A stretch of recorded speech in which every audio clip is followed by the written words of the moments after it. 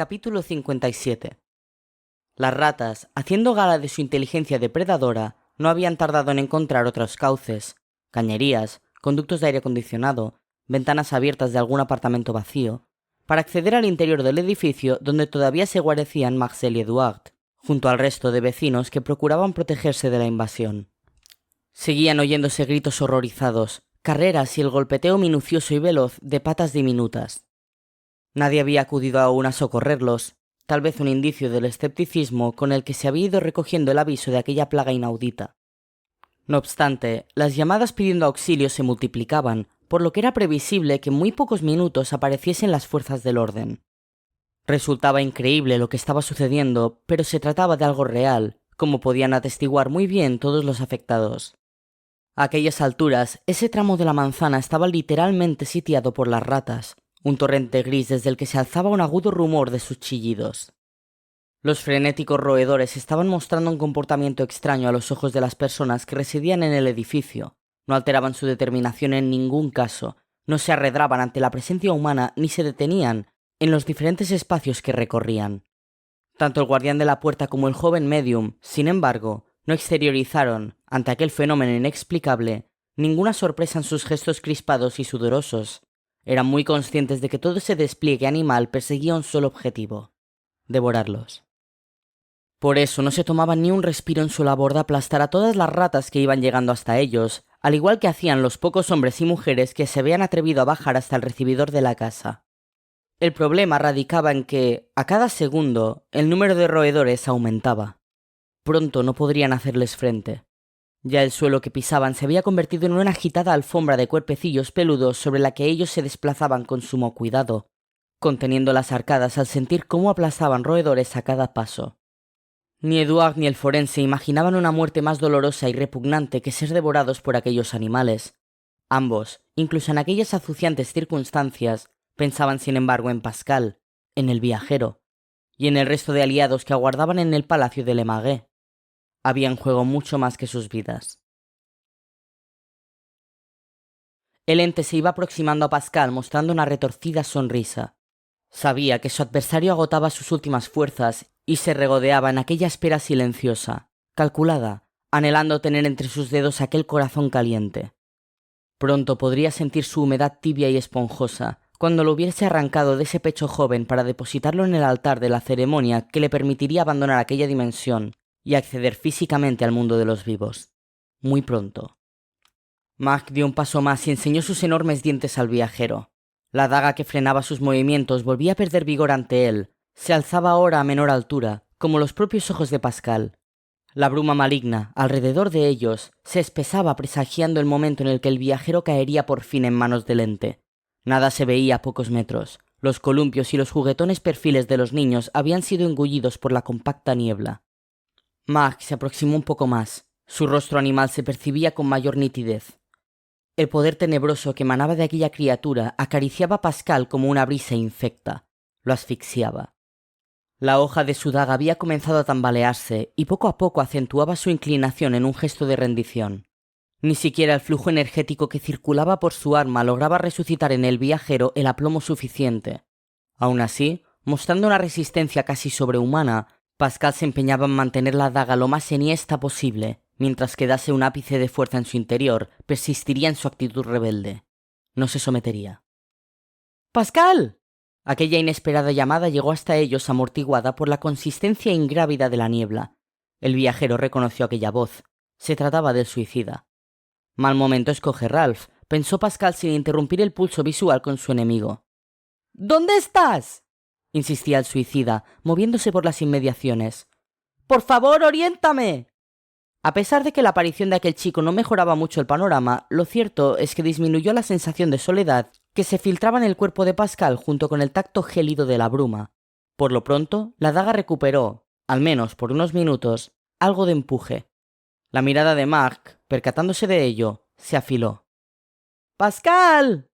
Sonaba cada vez más cerca. ¿Debía responder? El viajero dudó, planteándose si hacerlo equivalía a conducir a Ralph a manos del ente demoníaco. Por fin, decidió que aquel espíritu generoso no figuraba entre los intereses de Marc, así que delató su posición con un débil grito. Y es que ni siquiera albergaba impulso suficiente para ello. Enseguida una figura, Augustin había retornado a su enclave doméstico, fue tomando forma a medida que se aproximaba, hasta que adquirió la nitidez necesaria como para ser reconocible. Pascal, incluso en medio de aquellas circunstancias, agradeció el sencillo apoyo de su aparición. «Bienvenido», murmuró el ente desde su lugar, con la voz deformada por sus fauces, en un tono hambriento que parecía invitar al recién llegado a convertirse en una víctima más. Ralph, más tranquilo al comprobar que llegaba a tiempo, dio un respingo al ubicar al monstruo y percatarse de su repulsiva transformación. Incapaz de soportar la imagen de su cabeza deforme, se apretó contra Pascal. Ya se disponía a ponerle al corriente de lo que quizá acababa de provocar, cuando una rotunda pesadez surgió de improviso en el aire, atenazó sus sienes y empezó a incrustarse en el ambiente. Un silencio solemne, distinto al que había dominado la escena hasta el momento, barrió la zona aniquilando los escasos sonidos existentes. Mark había abierto mucho los ojos, exhibiendo un repentino temor. «Alma débil», increpó a Ralph, escrutando las volutas de bruma a su alrededor. «¿Qué has traído contigo?» Todos los vecinos habían huido despavoridos hacia el refugio de sus pisos, ante la incontenible marea de ratas que ya había logrado alcanzar el vestíbulo. «¡Vengan!», les gritaba a una distancia prudencial el inquilino de uno de los apartamentos de la primera planta, asomado a la escalera. «¡Póngase a salvo en mi casa! ¡Se están jugando la vida!». El miedo de Marcel, que se revolvía junto a Duarte para quitarse los roedores de encima mientras lanzaba estocadas con su katana, era aceptar la invitación y condenar a aquella familia a su misma suerte. Estaba a punto de decidirlo cuando, de repente, el fragor agudo de los chillidos animales se apagó y sus movimientos se paralizaron. Silencio. Miles de ojillos que no pestañeaban. Ausencia absoluta de movimiento en toda la casa, en los alrededores, en la calle. En décimas de segundo, aquella escena frenética y ensordecedora en que se veían envueltos Marcel y Duarte se acababa de convertir en una imagen detenida y muda, en una foto, en una espeluznante galería de algún museo de los horrores. El guardián y el joven medium, impactados ante ese fenómeno, no se atrevían a moverse por miedo a romper el aparente encantamiento que había provocado aquel misterioso ensimismamiento en los animales.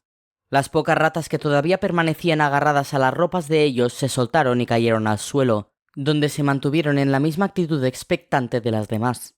Transcurrieron los segundos. Los vecinos del edificio, que también percibían la extraña atmósfera que se había impuesto, no osaban profanar aquella calma y continuaban en sus posiciones sin emitir ningún ruido. Al fin, los ejemplares dominantes de la plaga parecieron ir despertando progresivamente de su atontamiento, pero solo lo hicieron para, mitigada su actitud agresiva y hambrienta, desaparecer por los mismos caminos intrincados por los que habían llegado.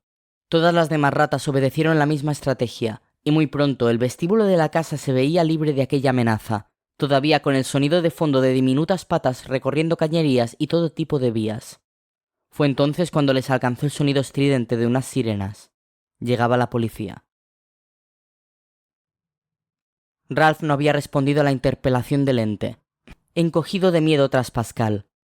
Aunque aún no era posible detectar nada extraño alrededor de ellos, un sexto sentido les advertía de que no estaban tan solos como antes. Algo más sacudía que el enfrentamiento en el parque infantil. Algo cuya marcha grave e implacable iba provocando una quietud en todos los seres que habitaban allí, en todas esas almas hogareñas que se encogían ahora, ocultas en lo más recóndito de las fisuras que, dentro de los edificios, se abrían como heridas entre dimensiones. No quedaba nadie más en el exterior de aquel París. Toda vida o muerte había desaparecido de la faz de ese paisaje urbano paralizado. Imbuidos de su propio conflicto, el viajero y Mark se habían percatado demasiado tarde de la amenaza que se cernía sobre ellos. Algo se aproximaba, sí, y lo hacía desde todas las direcciones al mismo tiempo, con el avance imponente de un inminente huracán cuando va sumiendo en sombras el horizonte. También entonces, justo antes de ese estallido virulento en la atmósfera, la naturaleza concedía unos últimos instantes de calma, la antesala del desastre. La daga de Pascal emitió un repentino zumbido y su resplandor verdoso adquirió una tonalidad intensa que tiñó el brazo con el que la sujetaba. La propia fuerza de su impulso magnético sorprendió al viajero, que, conteniendo a duras penas la desbocada energía de aquella arma, dejó de vigilar los movimientos crispados del ente demoníaco y enfocó con sus pupilas extenuadas al suicida. «¿Qué has hecho, Ralph?», le susurró, inquieto ante el efecto de la daga, girando sobre sí mismo con ella en ristre. «¿De dónde vienes? Necesito saber a qué nos enfrentamos». El suicida bajó los ojos, planteándose por primera vez si habría hecho bien, si su estrategia no iba a resultar al final más arriesgada que el mismo enfrentamiento directo con el ente que pretendía evitar. El viajero notaba cómo los propios latidos retumbaban en sus oídos y la respiración se le hacía insuficiente para llenar los pulmones. Incluso aquella niebla que había mantenido su consistencia de esencia maligna parecía ir en aquellos instantes disipándose, agostándose ante la potente solidez de lo que se avecinaba, una poderosa energía que ya se cernía a su alrededor, con pisadas que retumbaban en el cielo de roca abovedada. —Contesta, Ralph. La voz del viajero brotó quebradiza. Mag, sin abandonar su actitud vigilante, se había alejado unos metros de su rival y ahora deambulaba por las proximidades, amparado en los últimos resquicios de bruma. En su deformado rostro podía leerse una alarma muy concreta. Ya sabía lo que se enfrentaban, y ahora se movía con el inquieto vaivén de un animal enjaulado. Incluso, ante la dimensión abrumadora de aquel peligro, parecía haberse olvidado de sus víctimas. El instinto de supervivencia se había activado y husmeaba en el aire viejo. He llamado a los centinelas, reconoció por fin el joven suicida, titubeando. Pascal abrió mucho los ojos, consciente de que Ralph, al no estar donde le correspondía, se jugaba mucho con aquella sorprendente iniciativa. Sin embargo, el viajero no tuvo tiempo de decir nada. Coincidiendo con la confesión del suicida, la niebla había terminado de disiparse en torno al recinto y comenzaban a atisbar unas imponentes siluetas que confirmaron sus palabras. Ya estaban allí, por todos lados, con el brillo metálico de sus corazas, con las bruñidas facciones de sus máscaras fieras de ojos vacíos, con su porte marcial y silencioso. Impávidas en su vigilancia, las figuras graves, solemnes, de los centinelas. Aquellos cuerpos robustos que superaban los 2 metros de altura, cuyas manos enguantadas atenazaban alabardas de plata. Nunca nadie había logrado verlos desplazarse. Sus movimientos solo podían intuirse. Su visión resultaba siempre tardía para el fugitivo. Alcanzar a distinguirlos suponía siempre el final. Mag soltó un bufido. Se encorvó como una fiera, con el pelo erizado, la boca muy abierta mostrando los colmillos y las manos convertidas en garras de uñas afiladas que blandían el aire. De un salto se lanzó contra el viajero, en una maniobra desesperada cuya finalidad consistía en hacerse con un rehén que le permitiera una huida hacia la oscuridad. Pascal apenas tuvo tiempo de reaccionar. No obstante, el vigor que su daga transmitía a su cuerpo, en conjunción con el primitivo metal que compartía con las armas de los centinelas, le hizo recuperar sus reflejos y logró alzar el arma en el preciso momento en que Mag lo alcanzaba. Pascal no lo pensó. Estiró el brazo propinando una potente estocada al sentir sobre su rostro el fétido aliento del ente demoníaco. Saltó un chispazo y la hoja resplandeciente de la daga atravesó la piel muerta de Mag a la altura del pecho. Una hedionda sustancia salpicó la cara y la ropa de Pascal mientras el filo del arma se hundía en aquel cuerpo muerto, provocando en Mag un inmenso dolor. Esta vez, de la boca monstruosa de aquella criatura condenada salió un aullido. El ente, separándose con lentitud de esa hoja que lo atravesaba, que lo abrasaba, comenzó a arrastrarse hacia la única zona de bruma que aún quedaba, buscando el resguardo de la oscuridad. Ni Pascal ni Ralph osaron intervenir ante aquel panorama que se precipitaba hacia un final inevitable y siniestro. La tragedia estaba servida, y, por una vez, se alegraron de asistir a su llegada. El convidado a ella merecía su condena. Conforme el ente malherido se iba alejando, el viajero y su compañero observaban espantados cómo el círculo de centinelas iba estrechándose alrededor de él. Sus cuerpos fornidos parecían ir deslizándose sin dar un solo paso. Se mimetizaban con la niebla, con el aire, con el escenario de aquella noche perenne, sin emitir un solo ruido. Envolvieron a su presa con su resplandor espectral y una telaraña verdosa lo fue cubriendo. El ente, sintiendo aquel destello mortecino que lamía su espalda, volvió a emitir nuevos chillidos, cuya resonancia fue amortiguándose mientras era sepultado por esa luz que emanaba de las armas de sus captores y que se adhería a su cuerpo inerte. Su carne se consumía ante aquel contacto corrosivo. La bruma comenzó a alzarse de nuevo e impidió a Pascal seguir contemplando la pavorosa escena que se estaba desarrollando. Los gemidos de Mag se apagaron por fin, y cuando la niebla comenzó a levantarse ya no quedaba ni rastro del ente demoníaco ni de los centinelas.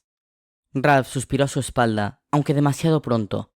Tras él, enseguida comprobaron que volvían a erguirse las familiares siluetas de 2 de aquellas solemnes entidades consagradas a la vigilancia de los pasos entre regiones del mundo de los muertos. Los centinelas volvían, no habían terminado su trabajo. Surgían de entre la nada, cada vez más próximos, envueltos en su aura ancestral. Acudían a por el suicida que había profanado el sector de los fantasmas hogareños, infringiendo la norma de su permanencia en las cuevas.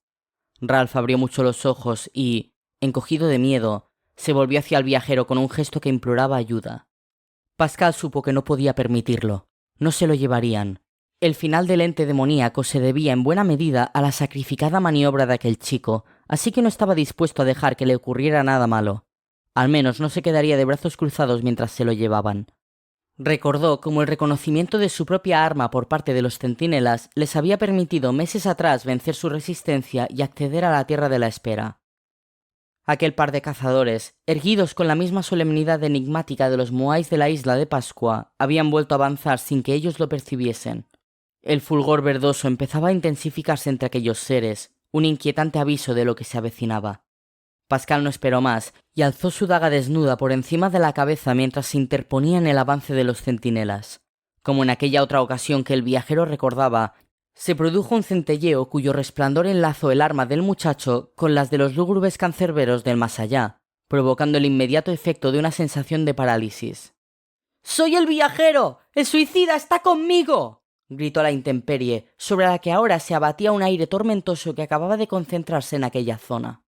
Silencio en los recién llegados. Sus miradas inertes desde las pequeñas aberturas en sus yelmos metalizados, a pocos metros de ellos, mantenían la misma serenidad con la que aquellas manos protegidas con guanteletes de hierro apresaban sus armas.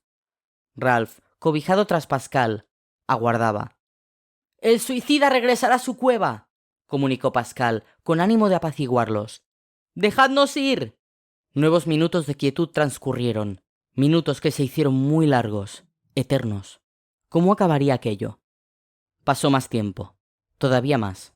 Ni Pascal ni Ralph movían un solo músculo, por miedo a desatar alguna reacción en los centinelas. Tampoco ellos avanzaban. El viajero comenzó a sentir calambres en los brazos. Aún mantenía la daga sobre él, apuntando al cielo negro. ¿Hasta cuándo? Fue tras un simple pestañeo, pero Pascal se dio cuenta, incrédulo. Los centinelas se encontraban ahora imperceptiblemente más lejos. Lo habría jurado. Entrecerró los ojos. Volvió a notarlo, esta vez con más convicción. Increíble. Los centinelas se estaban yendo, se difuminaban en la niebla. Sintió unas irreprimibles ganas de llorar.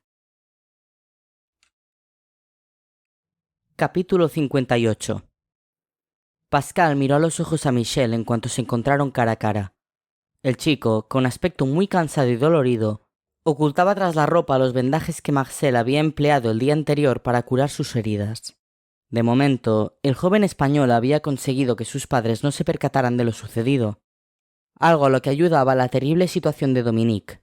Como imaginaban que Pascal lo estaba pasando mal, Fernando y su mujer preferían respetar sus ceñudos silencios hasta que fuese él quien mostrara indicios de querer hablar. «Gracias por venir», musitó Pascal a la chica, inclinando su rostro para besarla con dulzura en la mejilla. Los ojos del chico se habían posado un instante en los labios de ella al iniciar el saludo, dudando. En otras circunstancias, quizá ella habría girado el rostro uniendo sus labios, pero no lo hizo. Aquella visita obedecía a un motivo demasiado serio como para sucumbir a sus tentaciones, que tal vez empezaron a dejar de serlo por doloroso que pudiera resultarle. Primero, aquella gratitud desvaída, luego el beso casto, y ahora, esa fórmula educada tan absurda entre amigos. ¿La reserva de la timidez o un reflejo de culpabilidad?, reflexionó Michel desde la puerta, disimulando su propio dolor. Pero se conocían lo suficiente como para que Pascal pudiese intuir desde el primer momento que aquella no era una simple visita. Los brillantes ojos de Michel aparecían velados. «Bueno, ¿me dejas pasar?», preguntó ella, sonriendo de forma titubeante. «Claro». Pascal le devolvía una sonrisa igual de insegura. Acabó rehuyendo su mirada. Su necesidad de decir nada ya se había abierto ante ellos un espacio fronterizo, una sima cuya profundidad Michel se proponía sondear. Para eso había acudido. Determinadas cosas había que hablarlas frente a frente, por dolorosas que pudieran resultar. «¿Cómo hemos quedado para ir a ver a Dominique?», quiso saber Pascal, mientras la conducía por el pasillo hasta su habitación. «Dentro de 1 hora y media, en la puerta de la clínica». «A ver si mejora». «Ojalá».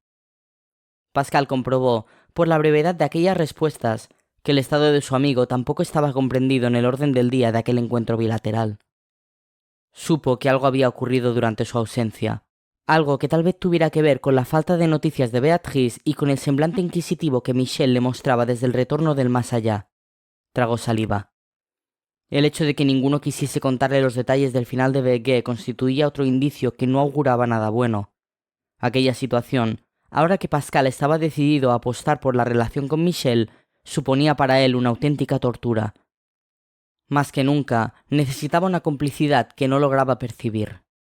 Jamás había sentido una distancia así entre ellos. ¿Habría interferido Beatrice de alguna manera mientras él no estaba? ¿Se habría delatado en el mundo de los vivos? Aquella idea le provocó tal pánico que la desechó de inmediato, aun a sabiendas de que, de ser así, Michel no se cortaría a la hora de sacar la colación. Pascal conocía el carácter resuelto de su amiga. En medio de su temerosa incertidumbre, dio por sentado que ella se disponía a decirle a las claras lo que ocurría, su punto de vista sobre la situación. El chico no se sentía con el suficiente aplomo como para dar el primer paso. Demasiados remordimientos coartaban su determinación. Se acomodaron en el cuarto. Él, sentado sobre la cama. Ella, muy erguida, en la silla junto al escritorio. Nuevas distancias. Nuevo mensaje a través de un lenguaje que no empleaba palabras, pero que llegó hasta él con el impacto de un proyectil. ¿No están tus padres? Están trabajando, respondió Pascal. Michel asintió. Mejor así.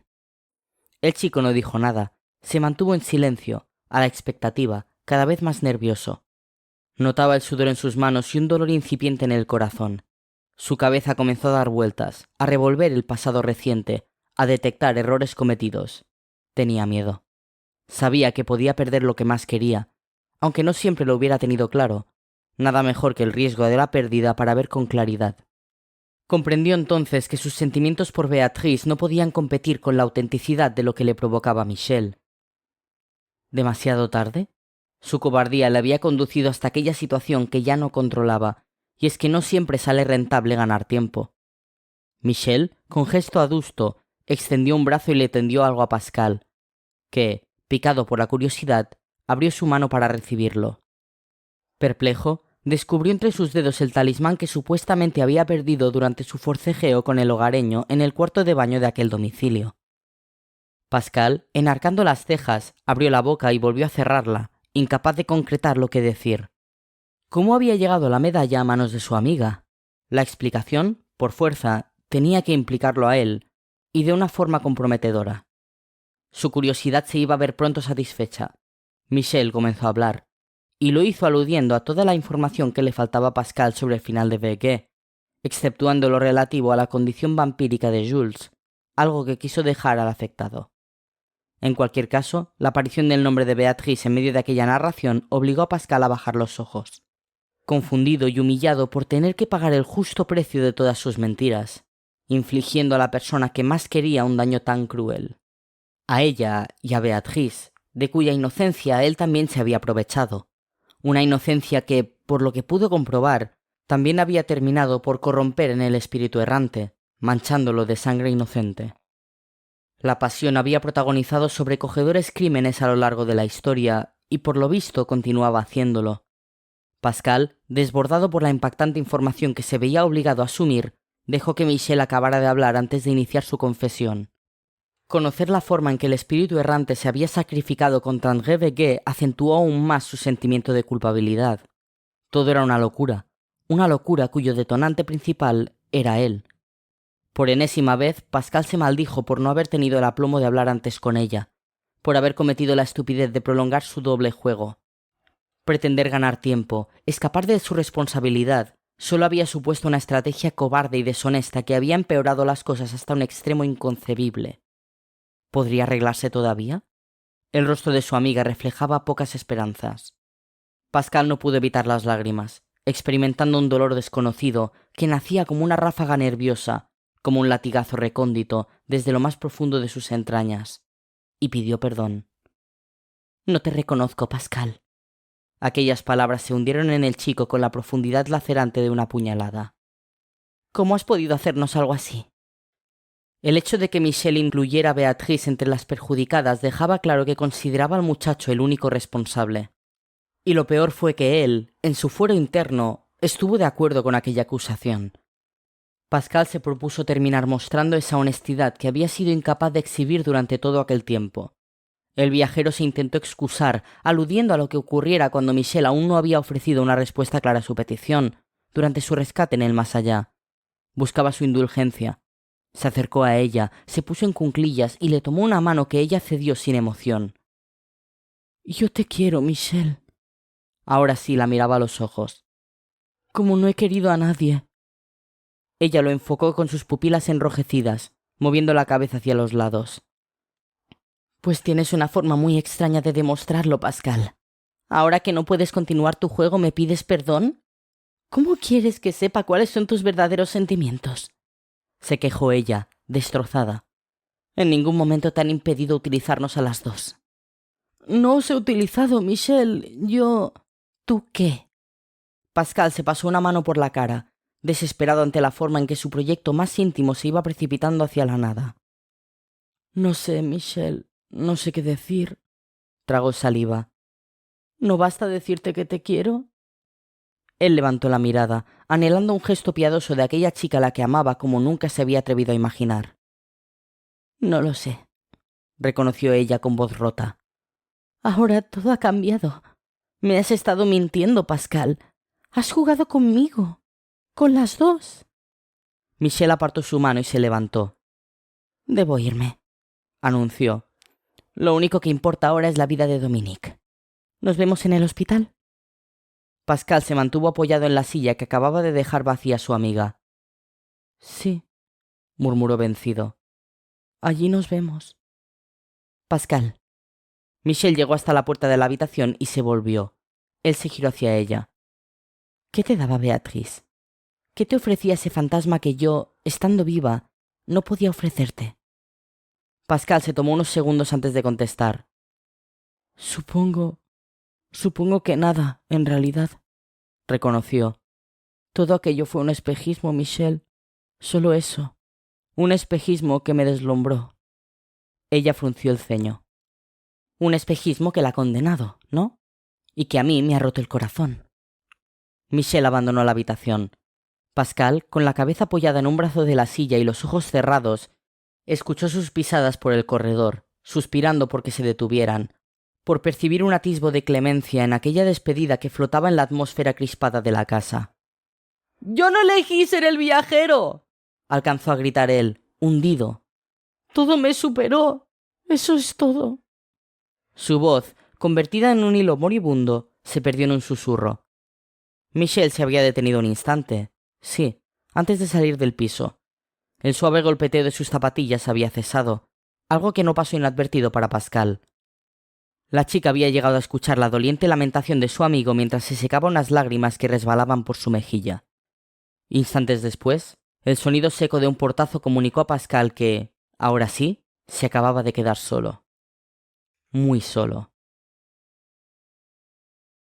Se habían reunido en el local de la vieja Daphné, dado que el palacio de Lemague se encontraba tomado por la policía que investigaba la muerte de la detective Betancourt. Por duras que fuesen las circunstancias, no podían permitirse ni el más leve descuido, y una inspección policial podía resultar, cuando menos, muy incómoda. Al menos el dolor por Marguerite quedaba mitigado por el éxito obtenido en el enfrentamiento contra el ente demoníaco, lo que ayudaba a recuperar un estado de ánimo contaminado aún por algunas lacerantes incógnitas. Dominique y Jules, cada uno envuelto en su propia batalla. El primero contra la muerte, el segundo contra la no muerte. Allí estaban los supervivientes, sentados, contemplando en silencio los movimientos de la anfitriona. El grupo de los conocedores del secreto de la puerta oscura, excepto Dominique, se había vuelto a reunir, sin transición, apenas 24 horas después del retorno de Pascal. Todos, incluidos Jules. El joven gótico presentaba un aspecto macilento, ojeroso, con las mejillas consumidas y con una piel de blancura casi transparente. Mantenía su mirada clavada en el suelo, como sintiéndose culpable por la inexorable condición vampírica que ahora lo situaba en el punto de mira de todos sus amigos. Su tradicional delgadez se había acentuado, y su figura de huesos marcados no hacía más que removerse mientras aguardaba, No sabía si una propuesta o un veredicto. Al menos, la penumbra de aquella estancia le hacía más fácil la espera. «¿Qué tal en el palacio?», indagó la bruja, mirando al forense. «Va bien. El hecho de contar ya con el cadáver del asesino de Mackgate ha reducido mucho los movimientos policiales. Si tienen carnaza, no incordiarán mucho». Daphne asintió. «Con el cuerpo del culpable será fácil contentarlos y que no hagan demasiadas preguntas». «Las harán, de todos modos», repuso Marcel. «Que acaben con un policía siempre despierta un desmesurado corporativismo. Pero tengo las respuestas oportunas. Son demasiados años trabajando con ellos. Juego en casa». «¿Sabes que no nos llevábamos precisamente bien?». La vidente movía la cabeza hacia los lados. «Pero debo reconocer que Betancourt era una profesional muy valiente y honesta. Por eso su pérdida es irreparable». A pesar de su mala reputación entre algunos de sus compañeros, me encargué de que quede claro que la suya fue una intervención heroica. El forense apretaba los labios de indignación, aunque de poco sirven los homenajes póstumos. «Lo único que deja ella en este mundo es su recuerdo», estimó la vidente. «Por eso es importante ayudar a que sea el mejor posible». «Supongo que tiene razón». Volvió a imponerse un silencio. «Dominique». Daphne iba tratando cada una de las prioridades antes de abordar el tema principal que motivaba aquella sesión. Pascal debía responder a esa cuestión. Era el último que lo había visitado en el hospital. No obstante, tardó en contestar. Su mente no se apartaba de Michel, con quien apenas había cruzado palabra desde su conversación horas antes, lo que había contrastado especialmente con la cálida acogida que los demás seguían ofreciéndole tras su retorno del más allá. ¿Se habrían dado cuenta los demás? «¿Qué sabemos de Dominique, viajero?», insistió Daphne, cortando las reflexiones del muchacho. Pascal despertó de su inquieta ensoñación con dificultad. Sin novedades. Titubeó muy serio. No mejora, pero tampoco empeora. Jules alzó entonces sus enfebrecidos ojos hacia él, consciente de que era el único que no estaba al corriente de lo que sufría. Todos aguardaban, respetando su derecho a ser quien se lo comunicara a su amigo, y no era cuestión de prolongarlo más. «Pascal», comenzó con voz ronca, «estoy enfermo». Aquella repentina declaración dejó al aludido perplejo, no tanto por su contenido como por la solemnidad con la que Jules se acababa de expresar. «Ya lo sé», contestó, sin alcanzar a imaginar lo que se le avecinaba. «Lo sabemos todos. No consigues superar ese cansancio crónico, pero no te preocupes, buscaremos algún médico que... Lo mío no tiene cura», cortó el otro, decidido a no andarse con tapujos. «No es una enfermedad de los vivos». Nadie más intervenía. Ahora el rostro de Pascal había pasado a mostrar un asombro petrificado. «¿Qué has dicho?» «Wagner». Jules había retomado la mirada vencida. Sus pupilas se centraban en un punto perdido del suelo. «Me mordió. Hace meses que me estoy convirtiendo en un... vampiro». La reacción de Pascal fue inmediata, tajante. «Eso es imposible». Pascal se negaba a contemplar aquella absurda posibilidad. Su mente no estaba preparada para asumir nuevas pérdidas, y mucho menos de aquella turbia naturaleza. Jules señalaba con uno de sus brazos a espaldas del viajero. El viajero obedeció la indicación y se giró para encontrarse, al fondo, con un espejo de medianas dimensiones colgado en la pared, sobre un aparador de madera oscura. Lo de menos fueron el cristal, el marco, la escena. Ni siquiera importó el murmullo que detectó en los demás. Lo impactante, lo trágico, era la imagen duplicada que aquel vidrio contenía en su interior. Pascal pudo verse a sí mismo mirándose absorto, y a los demás, menos a Jules. A través del reflejo se cruzó con las miradas de todos, incluso durante un fugaz instante con la de Michel, hermética, quizá incapaz de ocultar todo resquicio de dolor como debía de ser su intención, pero no con la de Jules. Y es que su amigo gótico no se reflejaba en el espejo. Su asiento en aquella estancia se veía vacío. Incluso él conocía la única explicación a aquel fenómeno antinatural. Pascal no supo qué decir, cómo reaccionar. Por fortuna, Michel intervino, movida por su camaradería gótica. «Daphne, ¿seguro que no hay ningún remedio o antídoto? Algo a lo que podamos recurrir sin necesidad de...». No terminó de formular su interrogante, aunque todos visualizaron en sus mentes el único recurso que pretendían evitar. Un terrible ritual antivampírico que sí podía liberar a Jules de su pesadilla pero arrebatándole la vida al mismo tiempo. «No lo hay a estas alturas», reconocía la vidente evitando mirar a Jules, esforzándose sin éxito por contemplar la situación desde una perspectiva neutra, abstracta, que eludiese la punzante personificación del problema. «La infección por mordedura afecta al instante a todo el torrente sanguíneo, aunque la corrupción siga un proceso lento en caso de heridas superficiales. Haría falta una transfusión completa de sangre compatible con la de Jules al 100%, una transfusión que permitiera vaciarle de sus 5 litros contaminados antes de que la transformación se haya completado. Además», añadió, apurando sus últimos resquicios de firmeza en la voz, «ni siquiera eso garantizaría nada, pues sus donantes tampoco ofrecerían una sangre lo suficientemente fuerte, rica, como para desinfectar por completo el germen del mal alojado en sus venas y arterias». «Una contaminación», terminó Marcel, taciturno pero consciente de que no había lugar para la delicadeza en un asunto tan grave, «que ya debe estar corrompiendo tu corazón, Jules. El último estadio antes de la transformación completa. Lo siento». El chico no alzaba la cabeza. No escuchaba nada que le sorprendiese en cualquier caso. Nadie intervenía. Casi podía percibirse el eco de las últimas palabras del guardián, que bajo su tono comedido ocultaban una cruda sentencia para el joven gótico. Palabras que lo desahuciaban, que descartaban cualquier salida que no pasara por una precipitada ejecución. Daphne acababa de hacer alusión a la fortaleza de la sangre, lo que hizo concebir a Pascal una extraña idea. Se apresuró a compartirla con los demás. Aquel círculo de rostros cenicientos y en cierto modo avergonzados. Era inevitable sentirse culpable ante la imposibilidad de ayudar a un amigo cuya vida languidecía frente a ellos. Aterrado ante la posibilidad de que concluyeran con el temido dictamen que todos procuraban esquivar. «¿Y mi sangre?», preguntó. «Soy el viajero, así que es posible que con una cantidad menor...». Daphne suavizó su semblante, enternecida ante aquel gesto tan generoso. «No te equivocas al suponer que la sangre de un viajero es muy poderosa», confirmó la vidente. «Pero Jules requiere una cantidad que tú, en este mundo, no puedes permitirte entregar. Además, la compatibilidad del fluido exige que entre donante y receptor exista un vínculo de consanguinidad, de parentesco. La amistad no es suficiente». Un nuevo hallazgo para ellos. La amistad no siempre basta. Eduard había sentido, con el mismo convencimiento con el que Marcel apoyaba la valoración de la bruja. Nuevo jarro de agua fría para las esperanzas de aquel grupo formado por los conocedores de la puerta oscura. Matthew, por su parte, se sentía incapaz, a pesar de sus esfuerzos, de aportar alguna solución. Su ignorancia en torno a aquellos asuntos era completa, salvo lo que pudiera extraerse de las leyendas y la mitología. Rastreaba en sus conocimientos, pero no hallaba nada que pudiera arrojar algo de luz al nebuloso horizonte que se cernía sobre el gótico a cada segundo. «¿Entonces?», Michelle acababa de hablar, alzando una mirada desafiante. «¿Qué nos queda? Yo no pienso abandonar a Jules a su suerte».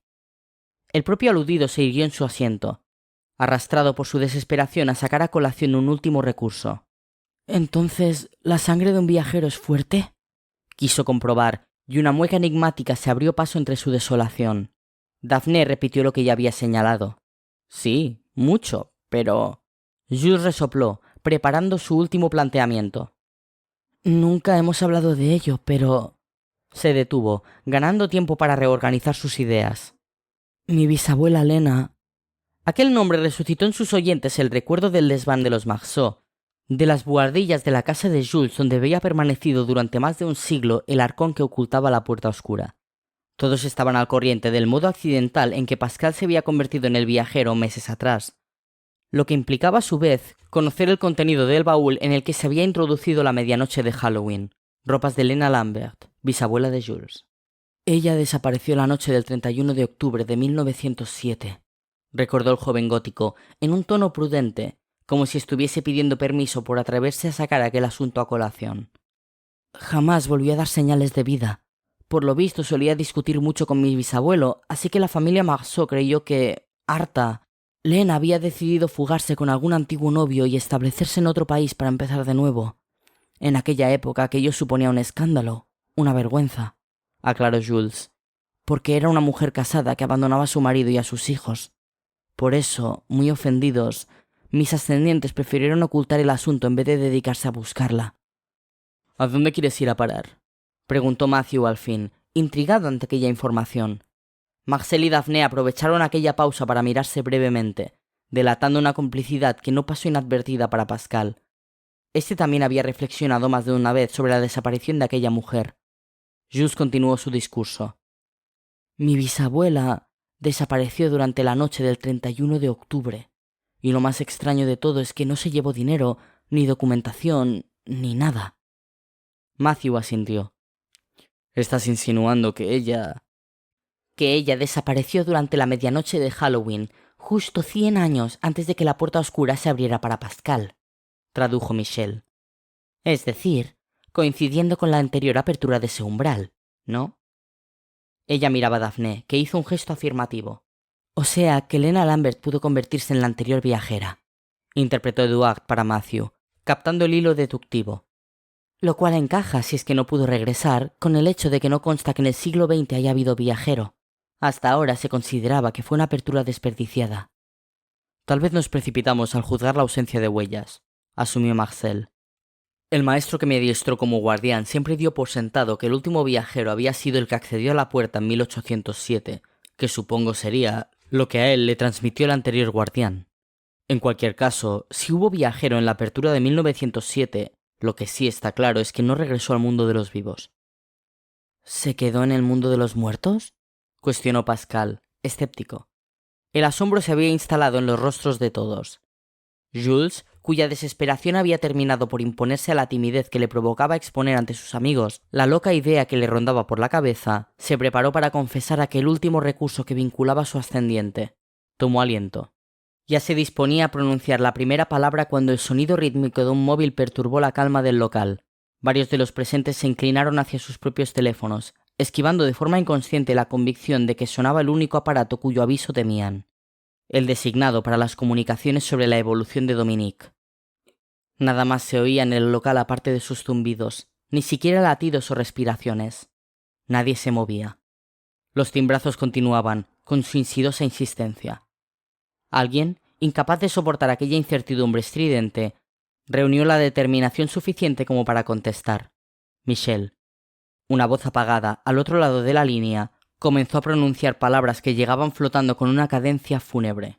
Hacía media hora que Dominique había sufrido una nueva parada cardiorrespiratoria, y hacía solo 2 minutos que el equipo médico, exhausto, había renunciado a continuar. Habían tapado su rostro con la sábana, comunicaba la misma voz impresionada, incrédula. Pronto, el lecho donde se había debatido entre la vida y la muerte quedaría vacío. Dominique había muerto. Iniciaba así su viaje definitivo, descubriendo a sus amigos el dolor de no haber podido acompañarle en los últimos instantes. Su último trayecto, al menos en el mundo de los vivos. Pascal supo sin ningún género de duda que iba a volver muy pronto al mundo de los muertos. Necesitaba despedirse de Dominique. Se lo debía. Tenían, por tanto, una cita pendiente más allá de la vida. Para la amistad no existían fronteras.